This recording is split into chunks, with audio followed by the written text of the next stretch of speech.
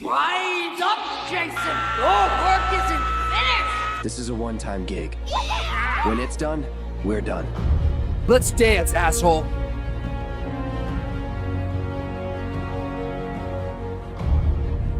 So, who you gonna call, guys?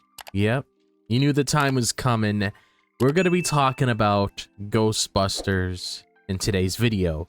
The movie that came out in 1984, the very first Ghostbusters film.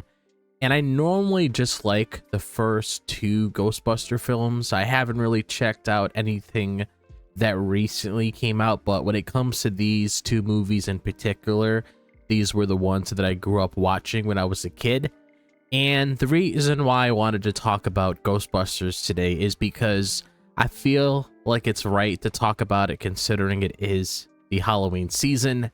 And I'm just in this mood to talk about Ghostbusters because I don't know what it was. I randomly came across a package of marshmallows within the house itself when I was trying to find some hot cocoa to make because it is getting pretty cold now, and I normally have hot chocolate around this time of the year when the temperature starts changing.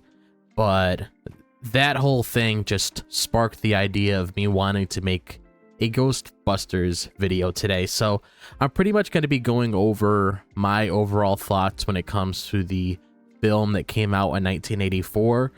And I'm honestly super excited to get into it. I mean, one of the things I am looking forward to the most is seeing if there's anybody out there that happens to stumble across this video that also happens to be big fans of Ghostbusters as well. So it'd be pretty cool if I come in contact with any of you guys. So one of the reasons Ghostbusters stands out is its flawless combination of humor and the paranormal, because instead of focusing solely on scares or laughs, the movie threads them together in a way that feels both natural and entertaining, because the comedic elements come from the characters' personalities rather than forced jokes, making the humor more authentic. Bill Murray's portrayal of Dr. Peter Venkman is the perfect example. His dry wit and sarcastic approach to the bizarre ghost hunting profession adds a layer of levity that makes the film truly enjoyable. And what really struck out to me when I first watched it was how the movie didn't take itself too seriously. Even when dealing with the supernatural, the tension builds with the ghost, but it's always undercut by the perfectly timed joke or the ridiculous situations that were put in. And this balance is what makes Ghostbusters different from other paranormal films, and it's something that stays with you long after the credits roll. You never feel overwhelmed by the scares because the humor is always there to remind you that this is ultimately a fun adventure. And the way the film effortlessly swings between eerie and lighthearted moments is what keeps it engaging from start to finish, because it's rare to find a movie that can make you laugh out loud one moment and have you on the edge of your seat in the next. And Ghostbusters creates a world where both the supernatural and the comedic coexist, and that's something I've always admired about it. And what makes Ghostbusters work so well is the dynamic between the four main characters: Venkman, Ray Stantz, Egan Spangler, and Winston Zeddemore. Each brings something completely different to the team, and their interactions are a huge part of what makes the movie memorable. Venkman is the laid-back, often sarcastic leader, and Ray is the heart of the group with his childlike enthusiasm. Egan is the brainy scientist with no time for nonsense, and Winston brings a grounded, everyman perspective to the team. And the group's chemistry feels genuine, like you're watching old friends who know how to push each other's buttons but still work together when the time counts. And I love how their personalities don't just blend into one another. Each character stands out, contributing something unique to the team, and it's that diversity of their characters that makes their interactions so interesting to watch.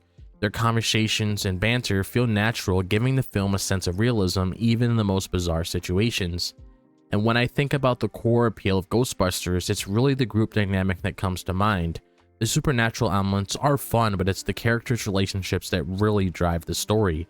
Whether they're arguing about ghost-busting strategies or celebrating a successful capture, it's the camaraderie and the way they play off one another that keeps the film engaging. And the ghosts in Ghostbusters are some of the most inventive I've ever seen in a film. Instead of sticking to traditional horror designs, The movie gave us characters like Slimer, who's a nuisance and oddly charming, and the Stay Puft Marshmallow Man, a villain as terrifying as he is absurd. And that moment when Stay Puft stomps through the streets of New York is one that really sticks with you.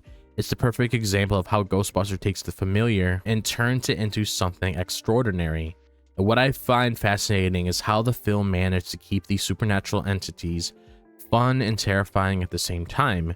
Because Slimer, for instance, might be a gross green ghost causing havoc in the hotel, but he's also lovable in a strange way. And the ghost designs play into the film's tone, scary enough to keep you engaged, but quirky enough to fit the overall lighthearted vibe.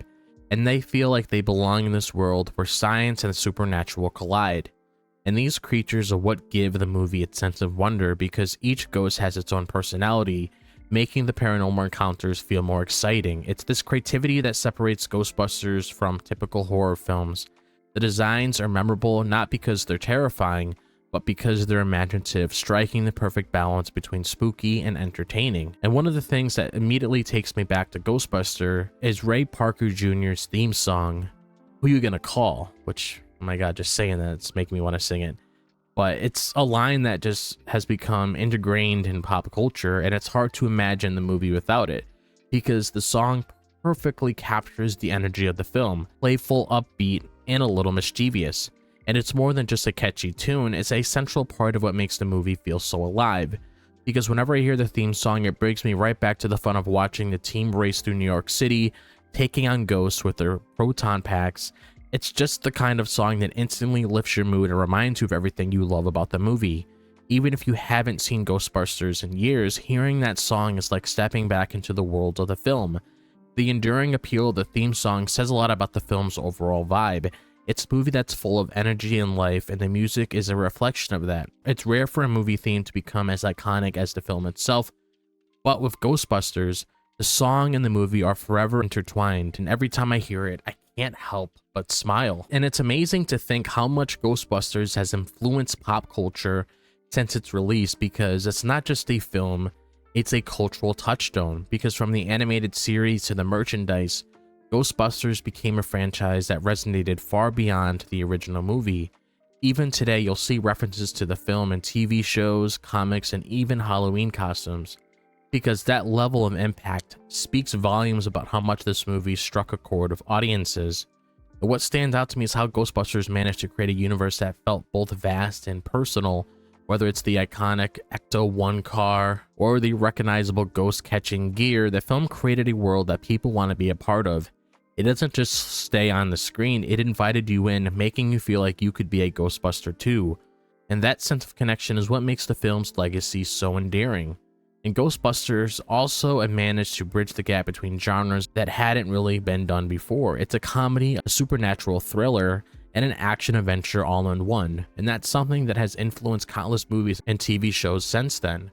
The film left a lasting imprint on the way we think about genre mixing in cinema, and that's a big part of why it's still celebrated today. Ghostbusters is just a rare film that doesn't just rely on one aspect to carry it, but it succeeds because of the way everything comes together so perfectly.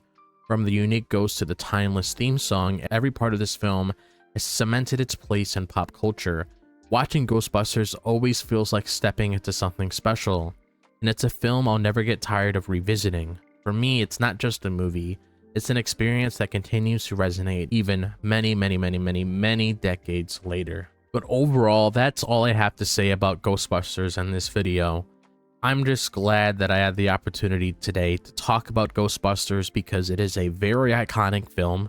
I mean, people can't stop singing this theme song, which I can't blame them because it is a very addicting theme song. I mean, as soon as you hear that song, you know exactly where it came from. It's just so iconic, like we discussed. It's just really hard to get in your head, but it's just really nice to talk about Ghostbusters again because it's actually bringing me back to the time when I watched it for the very first time, and I just remembered, you know, all the good times I had when I watched this film. So if you guys have any stories you want to share with me when it comes to your experience with Ghostbusters, like how do you guys feel about the first film? What was something from the film that really stuck out with you? What is your favorite characters? What is your favorite moments throughout this film itself? Just let your thoughts go wild in the comment section down below, because it would be pretty cool to talk about Ghostbusters with you guys in the comments. And if you guys enjoyed this video, as always, be sure to like and subscribe. I would really appreciate it. And if you guys want to follow me on my social media, feel free to check out my Twitter, my Instagram, my Facebook page, and my TikTok. All of that is located in the description below. If you guys want to be notified whenever I post a video on the channel, be sure to like and subscribe. I would really appreciate it. So I hope all of you guys are having a fantastic day, wherever the day may be, if it's the daytime, the nighttime, or the evening. And I'll see you guys in the next video. As always, peace out.